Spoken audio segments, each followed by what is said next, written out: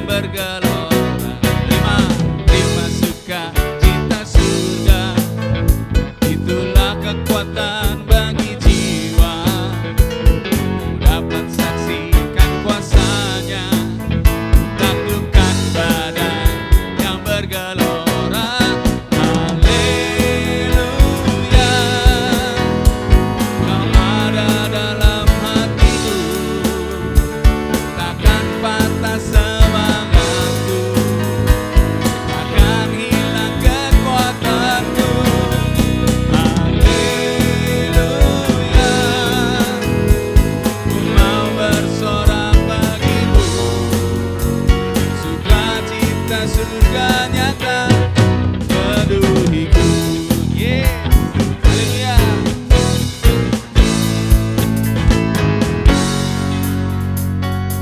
Mari katakan terima sukacita, terima sukacita surga, men. Itulah kekuatan bagi jiwa. Ku dapat rasakan kasihnya di mana? Di tengah badai yang bergelora. Yes, terima sukacita surga, itulah kekuatan bagi jiwa. Ku dapat saksikan kuasanya, dia taklukkan badai yang bergelora. Haleluya, Kau ada dalam hatiku, takkan patah semangatku. Yes, takkan hilang kekuatanku. Haleluya, ku mau bersorak bagimu, sukacita surga nyata penuhiku.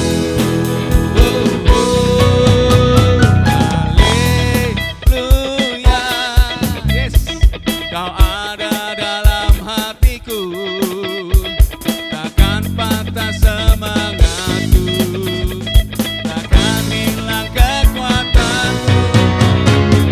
Haleluya, ku mau bersorak bagimu, sukacita surga nyata penuhiku.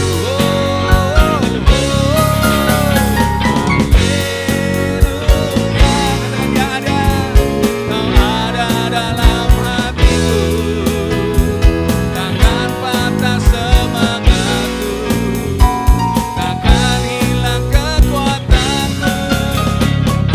Haleluya,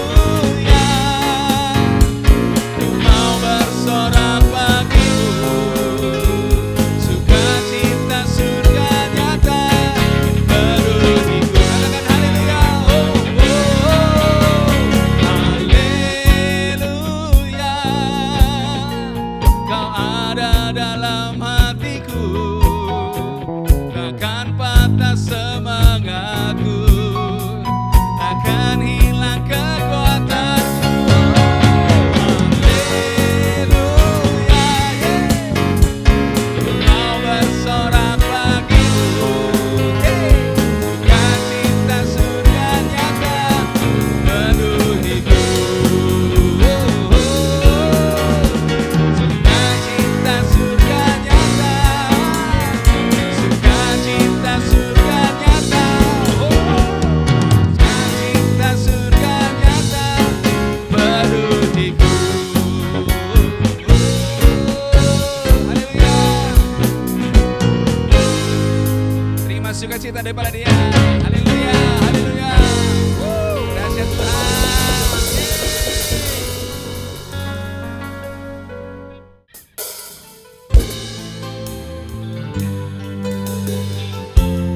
Firman Tuhan katakan, mari yang lebih lesu dan berbeban berat, datanglah kepadaku, maka aku akan memberikan kelegaan. Haleluya.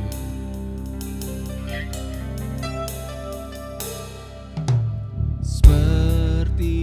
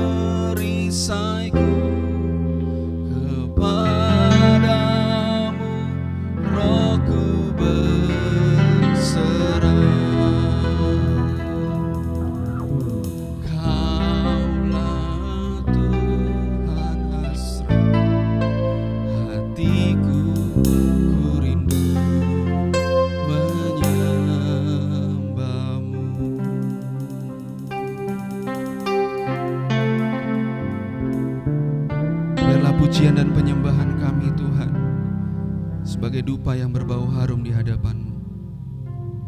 Kunjungilah kami pribadi lepas pribadi saat ini, saat kami menyembah Tuhan, saat kami memuji Tuhan, saat kami sendiri, saat tidak ada mata yang melihat, tapi hanya kami, anak-Mu, dengan Engkau Bapa. Pulihkan kami, bentuk kami kembali Tuhan. Terima kasih Tuhan. Urapi hamba-Mu yang akan menyampaikan firman-Mu. Kiranya Tuhan firman-Mu ini Tuhan mengubahkan kami, menjamah kami, berbicara dari hati ke hati kepada kami. Terima kasih Tuhan, terima kasih untuk hari ini.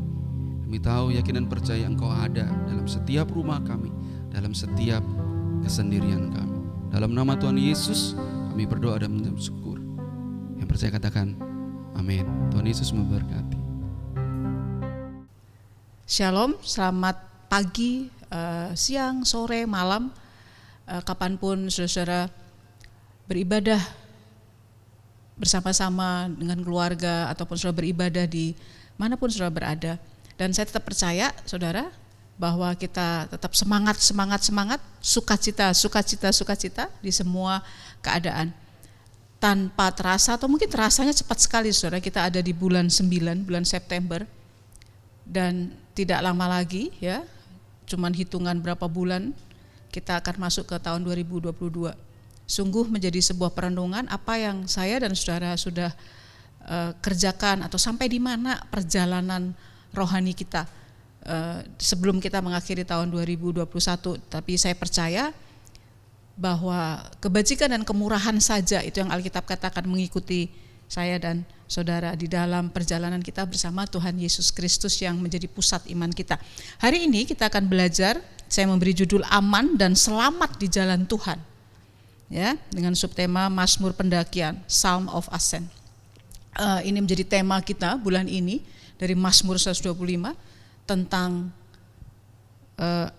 jalan Tuhan, apa yang Tuhan rindu, Tuhan mau untuk kita, saya dan saudara nikmati bersama-sama. Dan oleh sebab itu saya memberi judul aman dan selamat di jalan Tuhan. Nah saudara, kata aman di dalam Kamus Besar Bahasa Indonesia itu dikatakan bebas, artinya bebas dari bahaya, bebas dari gangguan, terlindung atau tersembunyi, tidak dapat diambil. Kalau itu bersifat untuk benda, thing. Arti berikutnya pasti, tidak meragukan, tidak mengandung resiko. Kalau saya boleh katakan, kata aman ini lebih menjurus kepada proses atau sebuah perjalanan. Sedangkan saudara, kata selamat di dalam Kamus Besar Bahasa Indonesia itu berarti yang pertama terbebas dari bahaya, malapetaka, bencana, terhindar dari bahaya atau malapetaka atau bencana, tidak kurang suatu apa, itu arti kata selamat saudara, tidak mendapat gangguan atau terjadi kerusakan, sehat, tercapai maksud, tidak gagal. Dan kalau saya boleh katakan, sebenarnya kata selamat ini berfokus kepada apa yang ada di ujung, di akhir, jika sampai di tujuan. Kalau kita sering ingat, kalau kita sedang ada dalam perjalanan atau mau keluar kota atau kita lagi mau mengadakan sebuah perjalanan, maka orang akan pesan hati-hati di jalan, aman dan selamat sampai tujuan. Karena aman dan selamat itu harus menjadi sebuah satu paket yang lengkap saudara. Aman dan juga selamat. Nah saya mau katakan saudara, untuk membuka kunci pelajaran hari ini, sama-sama kita catat, kita belajar, Tuhan bukan hanya memberikan aman, tetapi Tuhan memberikan aman dan selamat bagi saya dan saudara. Yang percaya katakan amin. Yang percaya katakan amin. Yes, dimanapun kau ada, Tuhan memberikan aman dan selamat. Tuhan selalu memberikan paket lengkap jika kita, saya dan saudara, berjuang tetap ada di jalan Tuhan. Amin, saudara. Saudara siap? Saya berdoa supaya kebenaran hari ini bukan hanya mengisi pikiran kita, tetapi menjadi kebenaran yang kita ketahui dan itu memerdekakan saya dan saudara, menguatkan di masa-masa yang tidak mudah saat ini. Mari kita buka di Mazmur 125, saya mengutipnya dari terjemahan bahasa Indonesia sehari-hari. Perikop, sebenarnya tidak ada judul sih, Alkitab itu sebenarnya berlanjut, Tidak ada pasal, tidak ada judul, tapi di dalam Alkitab kita itu dipakai kata aman dalam lindungan Tuhan. Ya. Dari Mazmur 125. Nyanyian ziarah.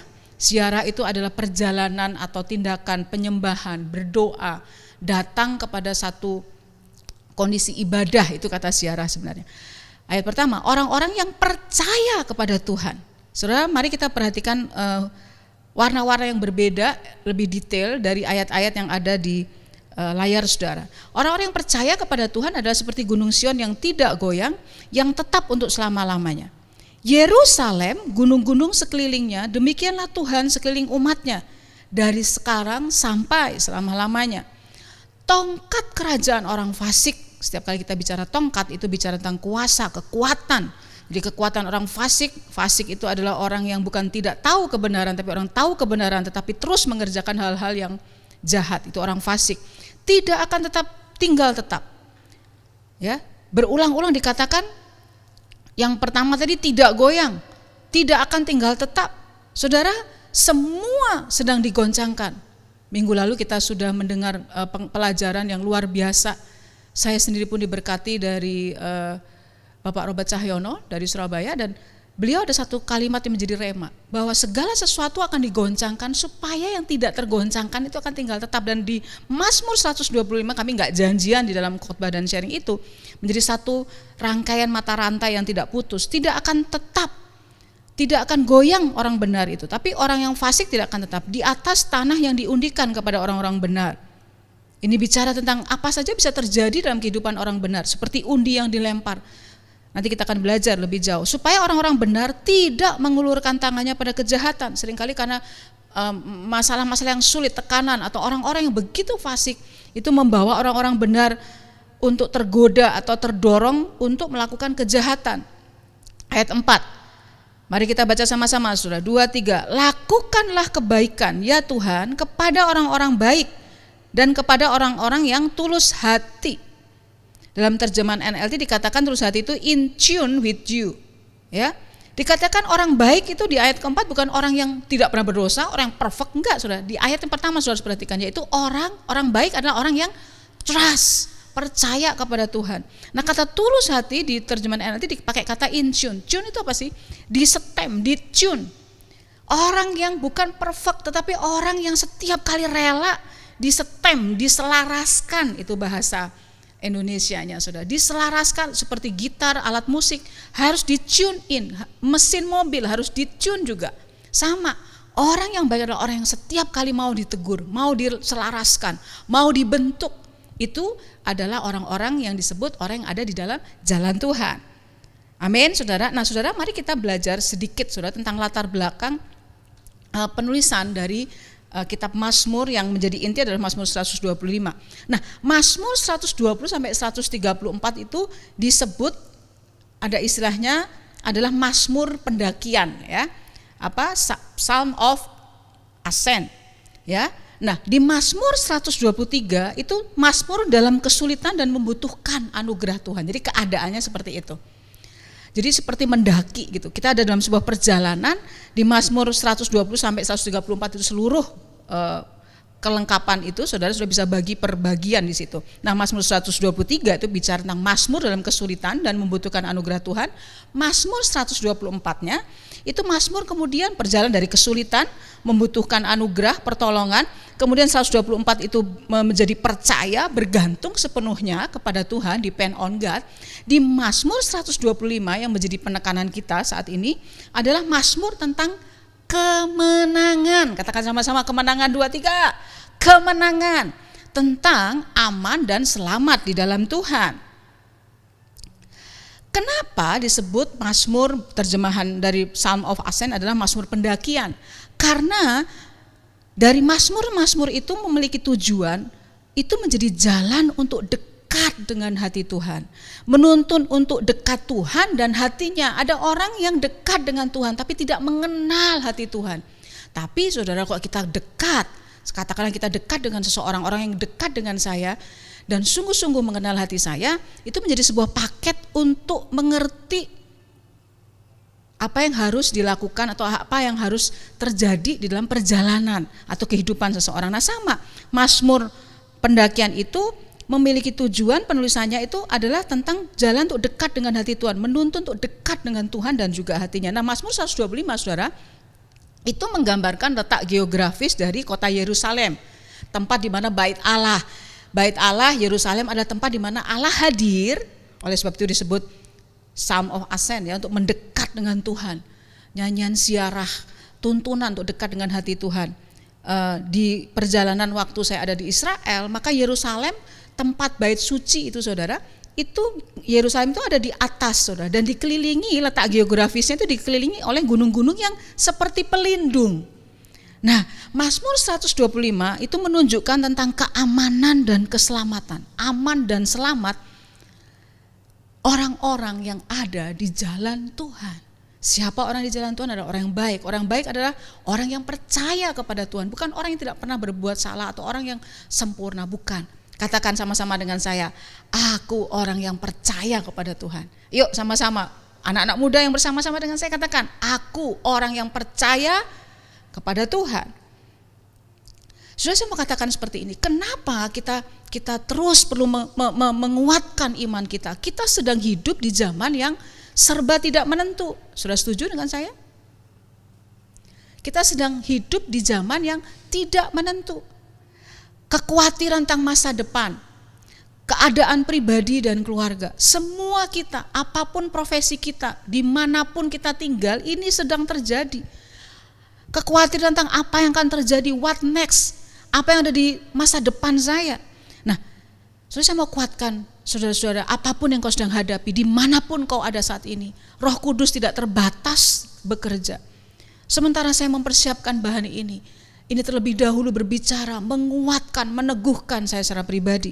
Nah, saya mau katakan, setiap kali kita merasa tidak aman dan tidak menentu, kembalilah ke Mazmur 125 ini, yang menjadi Mazmur kemenangan. Sudah, Mazmur 125 menyatakan tentang hal-hal berharga apa yang menjadi milik dan bagian orang yang ada di jalan Tuhan. Katakan jalan Tuhan, 2, 3. Jalan Tuhan. Nah, apa mutiara atau hal-hal yang berharga dari Mazmur 125 yang menjadi milik dari orang yang ada di jalan Tuhan? Yang pertama, saya ulang-ulang, aman dan selamat. Baca sama-sama Saudara, 2, 3, aman dan selamat. Dikatakan seperti gunung Sion yang tidak tergoncangkan. Artinya goncangannya ada. Semua kita orang yang percaya kepada Tuhan Yesus Kristus pun yang dekat dengan Tuhan mengalami goncangan. Tapi dikatakan saya dan saudara, gereja Tuhan, Sion itu bicara tentang gereja Tuhan juga, menghadapi tantangan. Orang semakin tidak mengenal kata komitmen.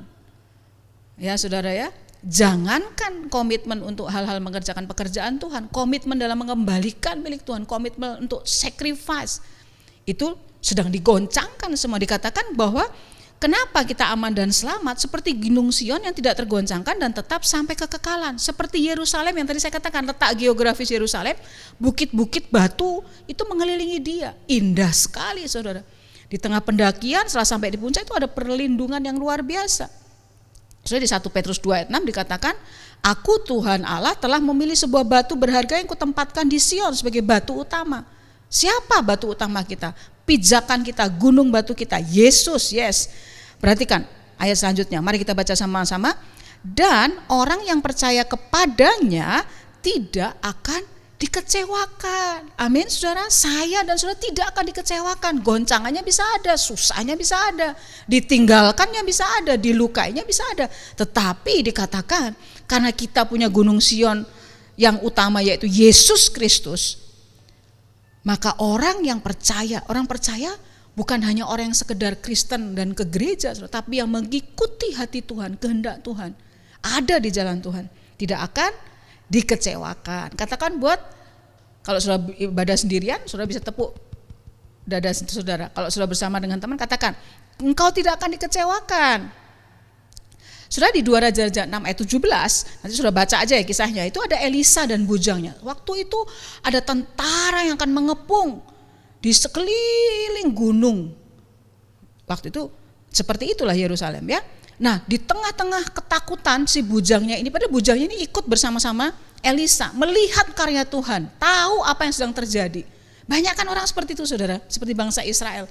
Terus mengalami pertolongan demi pertolongan, tapi annoying, nggak memperdulikan, cuek dengan Tuhan, dengan kebenaran, dengan apa yang Tuhan mau untuk dia kerjakan.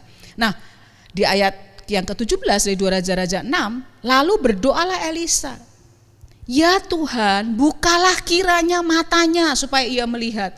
Mata bujangnya buta enggak? Tidak, saudara. Tetapi Elisa berdoa supaya mata bujangnya dibuka seperti matanya dia. Saudara, dalam setiap kehidupan perjalanan di jalan Tuhan, perjalanan iman, orang itu punya dua jenis, saudara. Di dalam kumpulan, dalam komunitas, dalam profesi, saudara, mungkin visi di pekerjaan, kantor, saudara, selalu ada dua jenis orang.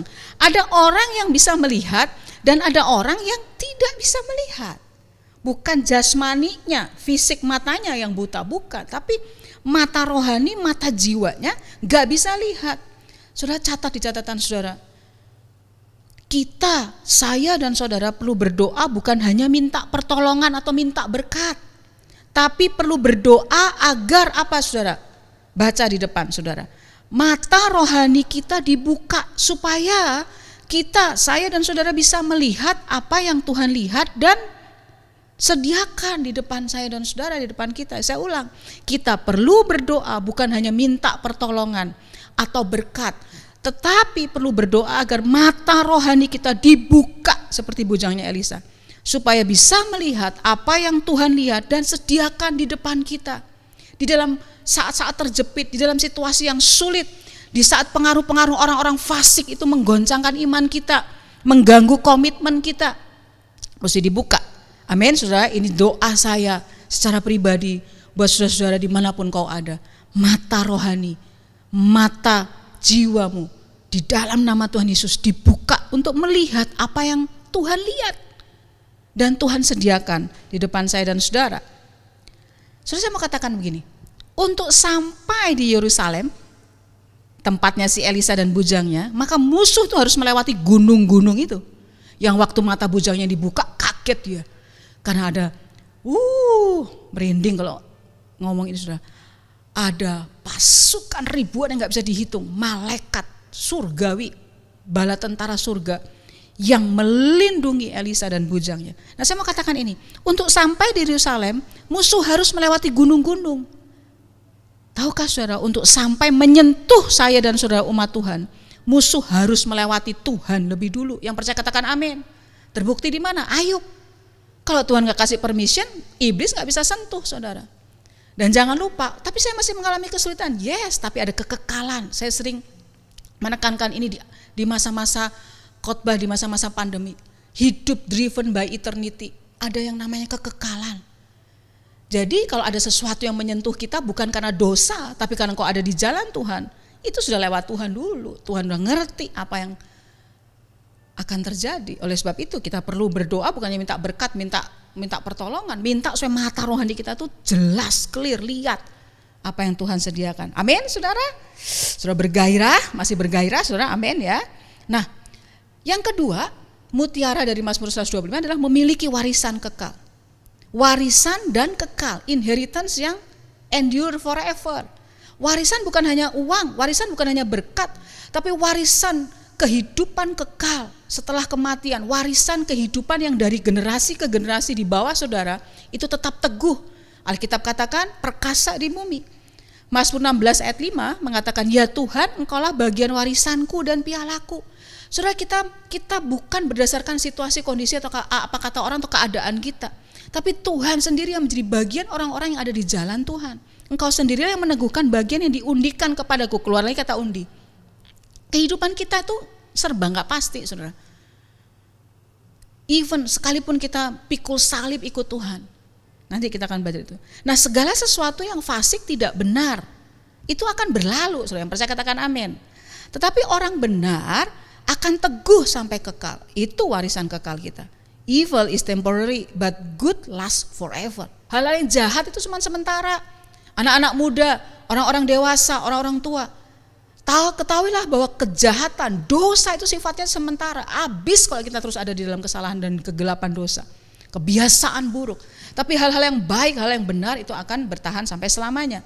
Mazmur 125, saudara, itu memberitahu bahwa bukan hanya warisan kita terlindungi, apa yang kita akan terima di depan terlindungi, enggak. Tetapi kita pun dilindungi. Catat baik, saya dan saudara ada di dalam genggaman perlindungan Tuhan untuk menerima semua yang Tuhan sediakan.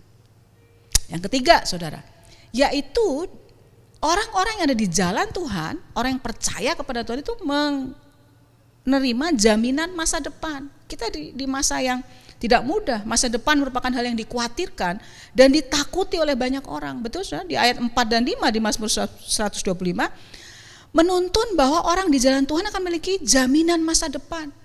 Bapak Ibu Saudara kekasih, engkau yang punya anak, ajarkan kepada generasi setelah kita bahwa engkau punya masa depan kalau ada di dalam Tuhan. Saya terharu sekaligus bersuka cita ada orang-orang tua yang mengatakan, saya berdoa fokus saya supaya anak-anak saya cinta Tuhan, radikal dengan Tuhan, supaya mereka tidak cinta dunia. Minggu ini saya mendapat message seorang ibu yang sedang anak-anak sedang sakit. Saya katakan, kau luar biasa bahwa anakmu dekat dengan Tuhan. Iya Kak, supaya mereka tidak cinta dunia. Itu penting kita ajarkan dari generasi-generasi. Orang baik di ayat tersebut, saudara, di ayat 5 itu bukan orang yang sempurna. Saya tadi sudah ulang-ulang bilang, tidak pernah berbuat dosa, bukan, tidak pernah salah, tidak, saudara. Tetapi adalah orang-orang yang di Mazmur 125 ayat yang pertama.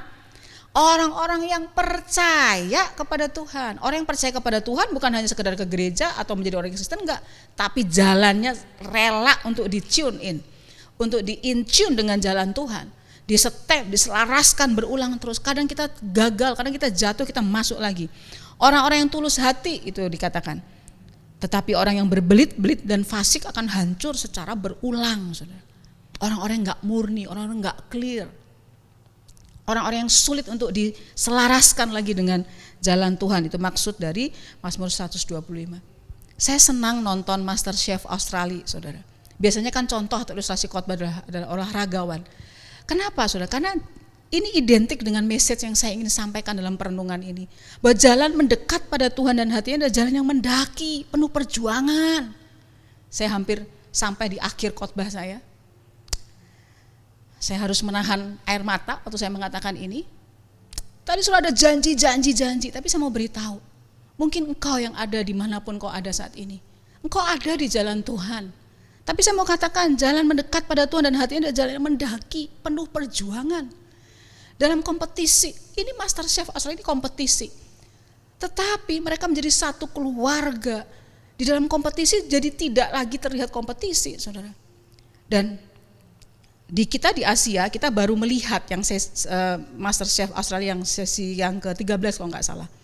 Sebenarnya itu sudah ketahuan siapa sih juaranya, tapi saya nggak mau nonton, saudara ya, supaya seru. Nah kemudian di satu waktu ada satu juri yang jokes itu, saudara, John Frillo.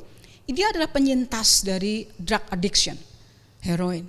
Beberapa episode dia menanyakan kepada satu peserta, "Are you okay? Apakah kamu okay?" Karena dia tidak seperti biasa, padahal dia luar biasa, masaknya bagus, simple, tetapi kreatif dan semuanya. Si brand ini dengan terbuka dan berani mengatakan bahwa dia tidak sanggup untuk meneruskan perjalanan, sebuah perjuangan itu. Dia kehilangan kreativitas, kehilangan keseimbangan mental, sulit untuk tidur. Dan istrinya, keluarganya mensupport dia untuk pulang, drop out dari MasterChef Australia dalam perjalanan. Makanya semua tim dan jurinya begitu sedih. Dan kemudian dia ditolong secara kesehatan mental, dia ditolong untuk dia bisa kembali, dan saya membaca bahwa dia cukup cepat untuk pulih lagi, tetapi dia kehilangan kesempatan untuk meneruskan perjuangan. Tapi saya yakin itu sebuah start yang akan terus dikerjakan dengan baik dalam karir memasaknya. Saudara, dalam Matius 7 ayat 21 dalam terjemahan BIMK dikatakan ini, tidak semua orang yang memanggil aku Tuhan, Tuhan akan menjadi anggota umat Allah, tetapi hanya orang yang melakukan kehendak Bapakku yang di surga. Perjalanan kita bisa sampai di ujung yang seperti ini. Gak semua orang yang ngomong Tuhan, Tuhan itu benar, saudara. Hati-hati dengan orang-orang yang menyimpangkan saudara di jalan Tuhan, yang digerakkan karena kepentingan. Saudara bisa lihat Tipe-tipe orang yang seperti ini adalah orang-orang yang mengerjakan sesuatu karena ada sebuah keuntungan, ada competition. Kelihatan dari mana? Orang-orang yang hatinya murni, saudara. Apakah dia bisa mengerjakan yang terbaik untuk orang-orang yang tidak bisa membalas kebaikannya? Memberi kemewahan, memberi keuntungan, memberi mungkin hadiah gift-gift yang luar biasa, bergaul dengan orang-orang strata tertentu, atau dia mengerjakan sesuai kehendak Tuhan untuk orang-orang yang ada di dalam rencana Tuhan. Saudara, pertandingan dan perjuangan itulah menjadi ciri dari perjalanan di jalan Tuhan. Pertandingan dan perjuangan iman itu bukan kompetisi, tetapi melibatkan durasi waktu yang panjang. Saya buka dengan begitu banyak janji, tapi saya mau kita mendarat di bumi, saudara. Pertandingan dan perjuangan iman di jalan Tuhan itu bukan kemampuan, tetapi melibatkan ketahanan. Jangka panjang. Dan saya katakan, jalan Tuhan yang mendaki itu butuh ketahanan. Dan dengan siapa kita menjalaninya?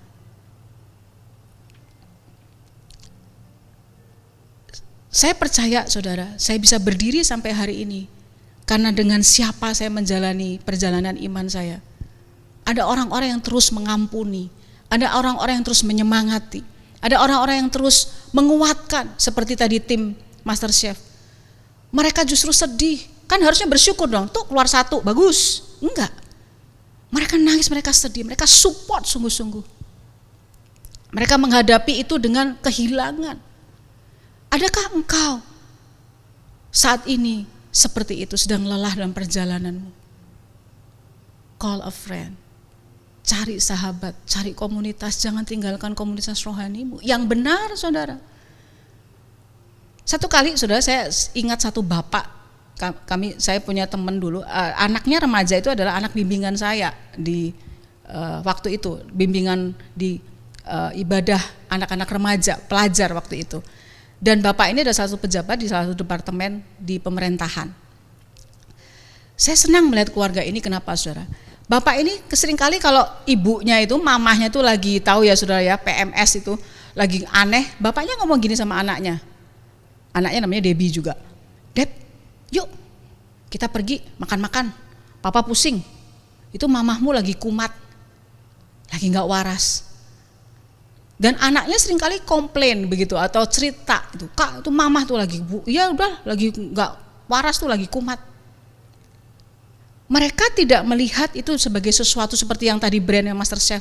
Wah, ini orang kayak gini, enggak. Tetapi mereka menjadi supporter yang menguatkan. Saudara, selain saya berdoa untuk saudara yang lemah, tapi saya akan mengakhiri khotbah saya dengan satu altar call tantangan seperti ini. Saat ini ingat setiap mereka yang ada di posisi terdepan, mereka yang punya otoritas, mereka yang Alkitab katakan sebagai penjaga jiwa dan pemimpin rohanimu. Minta Roh Kudus bicara. Siapa-siapa mereka, beri perhatian khusus. Perjalanan pendakian ini tidak mudah, saudara, tapi ujungnya aman dan selamat. Saya menantang saudara, ingat siapa-siapa orang punya otoritas, entah kepala keluarga, entah gembala saudara yang berjaga-jaga, hamba-hamba Tuhan, pemimpin rohani, atau pemimpin di kantormu, saudara. Kita kehilangan seni ini, saudara. Beri perhatian khusus. Saya berdoa supaya Roh Kudus menjamah engkau. Kita bukan menjadi orang yang, kenapa nih program gereja ini kok kurang bagus ya?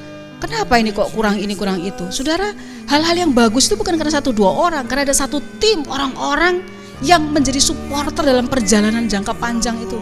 Beri jalan keluar, bukan hanya kritis tapi memberi solusi. Kuatkan mereka.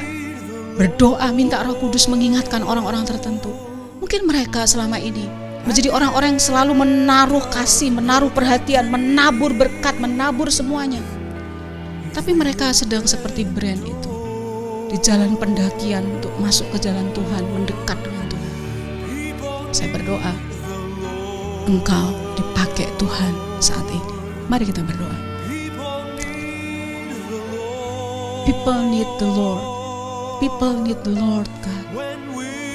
Seringkali kami berpikir hanya orang-orang tertentu atau orang-orang yang terhilang atau orang-orang yang keadaannya sangat di bawah, itulah yang membutuhkan Tuhan. Betul, itu salah satu.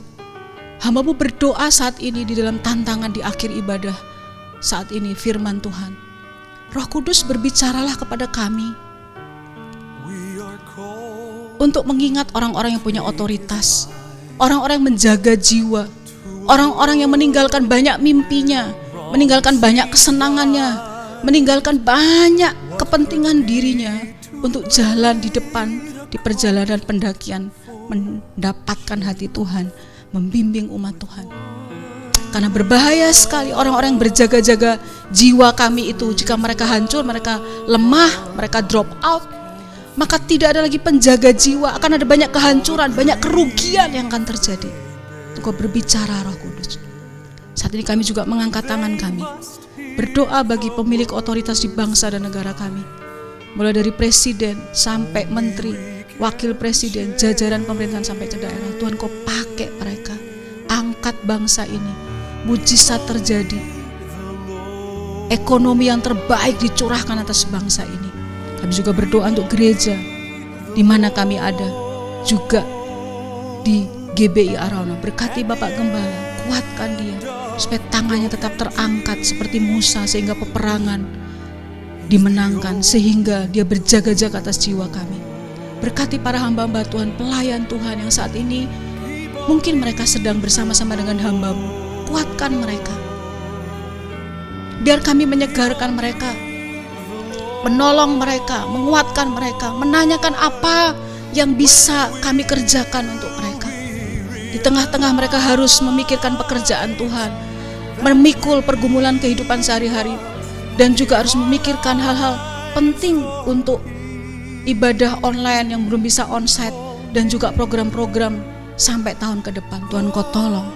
Terima kasih untuk saat ini. Segala pujian, hormat, kemuliaan hanya bagi nama Tuhan. Mari kita angkat tangan, saudara. Terimalah berkat dari Allah Bapa, persekutuan dengan Roh Kudus, penghiburan di dalam Yesus Kristus menyertai kita sampai Tuhan Yesus datang kedua kalinya. Sekali percaya Yesus, tetap percaya Yesus, dimanapun kau ada, jadi berkat, menjadi jawaban bagi setiap orang di sekeliling kita. Love God, love people. Cinta kepada Tuhan, tapi cinta kepada sesama kita. Di dalam nama Tuhan Yesus Kristus, saya percaya, katakan amin. Tuhan Yesus memberkati.